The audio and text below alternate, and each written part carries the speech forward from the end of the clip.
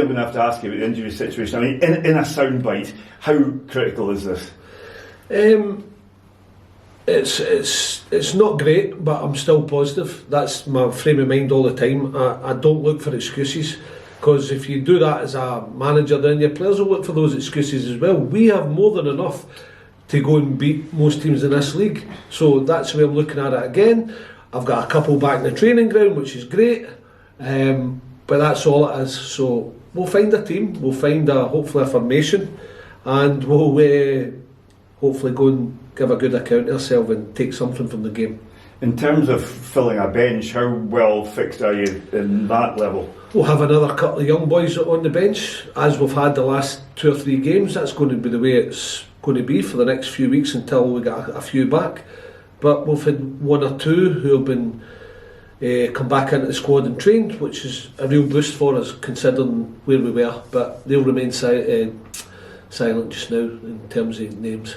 In more positive terms, once you get these guys back, you must be feeling a lot more optimistic. I'm hoping to get results while they're out, and that's when I get them back. It can only be positives, and that strength and depth and people challenging for places. So while they're out, there's a few out, as you all know, because there's a few long-termers. While they're out, we've got to get results. That's what's been put to the players. So that's what that'll be the mindset. One more for me is it's this crazy championship league. It was pretty crazy last year when it broke into 2 halves. Now we've got 3 points separating the top 6, yeah. and you know, if you were to lose on Friday night, you would be overtaken by Hamilton, who are 6. And it's just so tight, isn't it? It is. And if we win, we've a chance of being joint top again, or top, with considering results. But if we lose, we're still only within a game of the top. So like every game, and we're capable, I want us to go and win the game. That's the mindset and the focus from the outset. That's what we want. We go there, we're going to Morton saying we can win this, and I've still got a strong team on the pitch. 3 points and hope the Ayers slip up. I hope a few slip up. It's nice on the Friday, of course. We've had it this season where it's been Partick twice, where we've been beaten 4-1 and it's a long weekend, let me tell you that. And then we beat Partick, and it's great. So we're hoping for the positive side of it again, where we go and get the win, and I can just enjoy my weekend. I'll go and probably watch Hamilton Cove on Saturday and take in a game. But I just want it to. I don't want it to be. And I understand why you're asking me, Charlie, because everybody will be asking me how's the injury situation. It's human nature when we've got that many injuries, but I don't want it to be an excuse that I'm going, oh well, if we get beat it's because of injuries. I don't want it like that. I'm sorry, it's not the way I'm inclined. That's great, thank you very much. Without focusing too much on the injury list, but I was just wanting to ask, in previous years, teams including Caledonian Thistle have been promoted on younger squads and that. Does that kind of give you confidence that there is obviously more young players are more than capable of getting promoted to the top flight? They are promoted, yes, but I would go game to game and say that the young players are more than capable of going and putting runs together. But it's better having those runs when you've got the balance right. And the balance at this club is, and I've talked about the versatility this season, but the balance at this club is experience and youth. And I think it's always been the case. And if you miss one part of it, sometimes you can be labelled as an old team. People tell you that, and you can't get about the pitch. I think that's where the young ones come into play and they bring that energy. But sometimes you can be labelled as an inexperienced team, where you don't make the right passes or the right decisions because you've not got your experienced players there to help you through it when you're not playing as well and they talk you through it. So I would rather have the balance, but again, I don't want it to be an excuse. We're going to Morton to try and win the game, and it's no going after the game. If we get beaten, people say, "Oh well, you never did your best team." Well, that's up to them to say, because I've always said it's a squad game. If we win, it'll be a brilliant result because we've done it without a lot of players, and that's the way it'll be. But you're talking about, and I would rather have the balance. That's what your question was. I would rather have the balance of youth and experience, because it's going to bring that energy and it's going to bring the right decision making within the game. And I suppose for the players themselves, obviously it's very well known how competitive the Championship is, but they are getting a chance now that they may not necessarily have had if they were at a Premiership club. Is that quite a good advert? I wouldn't label that at Inverness, because I think at Inverness over the years there have been so many got their chance.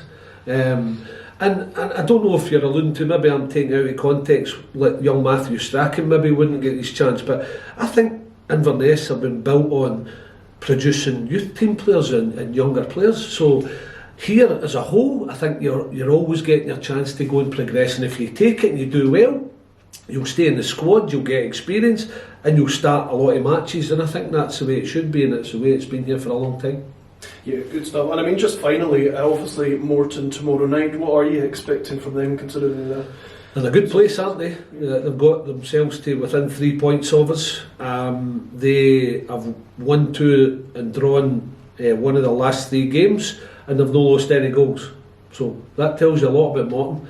They beat us here earlier in the season. We want to try and get some sort of result because of that, of course, but they are going to be a hard nut to crack. They've got that experience, and when they work hard for one another, and they're a good team, and they're doing well just now, so it's going to be a hard team to, and a hard place to go and get a result, but when they're in a confident mood it's going to be even harder. But I still think that if we're doing our job, we can go to places like Morton. There's no disrespect to Morton or anybody, we can still go to places like Morton and get a result. Good stuff. That's all from me. Thank you very much. I know what the club put a statement out, but is there any update this weekend? Was it a clean break, or is there anything you can divulge the injury that happened last week? He saw Deezy's been speaking to people this week, and we've got our fingers crossed that it's going to be. It sounds terrible even talking about it, a straightforward break if you can have that. Now it still needs another week or 2 weeks to just make sure that everything's going as smoothly as possible. I just spoke to Robbie, he was in seeing the boys today, and he's getting his head round it because he's a boy that doesn't miss a lot of games. In fact, if any, no less it's suspension. I don't think he's had a bad injury before, so it's hard for him to take, Stevie. But he's been in, he's getting his head round it, and we're hoping it'll be quite straightforward in terms of how you get back from a fracture or a leg break.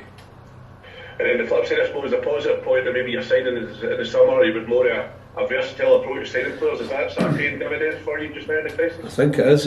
We need that. We need people who can play, as I said to you, different positions, and we signed a few centre halves, but centre halves who can play full back.